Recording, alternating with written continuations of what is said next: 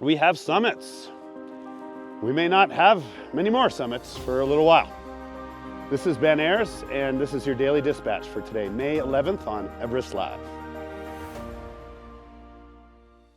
This is my fifth or sixth take of today's Daily Dispatch, just because more information keeps coming in. But what we know so far, which may not be a totally comprehensive list, is that there were a number of summits that happened last night and early this morning.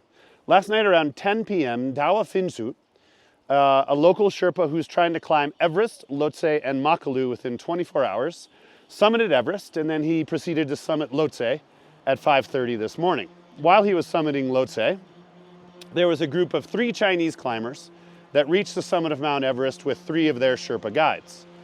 Following them at about 9 a.m., Mitch Hutchcraft and Gelji Sherpa of Aga Adventures reached the top, completing Mitch's thousands and thousands of kilometers triathlon adventure that started with him swimming the English Channel, riding his bike to the Bay of Bengal, and then running and hiking all the way up to Everest Base Camp.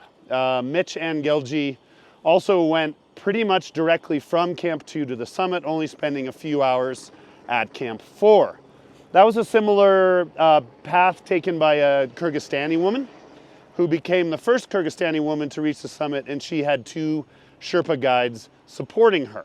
Patricio Arévalo, an Ecuadorian climber, reached the summit with his Sherpa, Ang Pemba Sherpa, and Patricio climbed Mount Everest this year without using supplemental oxygen. He's the first person that we know of to do that this year. The other interesting news on the mountain is that the American Tyler Andrews, who is attempting to get the fastest known time, right? The fastest ascent from base camp to the summit and back without oxygen, he set off last night on his bid. However, following his GPS tracker, it looked like sometime around 7:30 in the morning, Tyler turned around at an altitude of about 7,600 meters. We have since confirmed from his team that indeed he wasn't able to set the record today, but it's early in the season, and we hope that and suspect that Tyler will probably give it a chance again, especially because Ecuadorian climber, ultra runner Karl Egeloff is vying for the same record. So that's pretty much the news. However, the most important thing, as you can see from me behind me here in Lukla, the weather isn't great, and we're looking at a pretty bad weather window for the next week. The jet stream has sort of dropped down across Nepal and India, and that's placed the summit of Everest in a band of extremely high winds.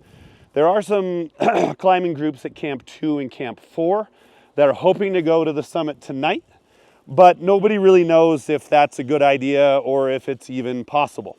Some of those teams may be stuck at Camp 2 for days and days, where you deplete your energy and resources.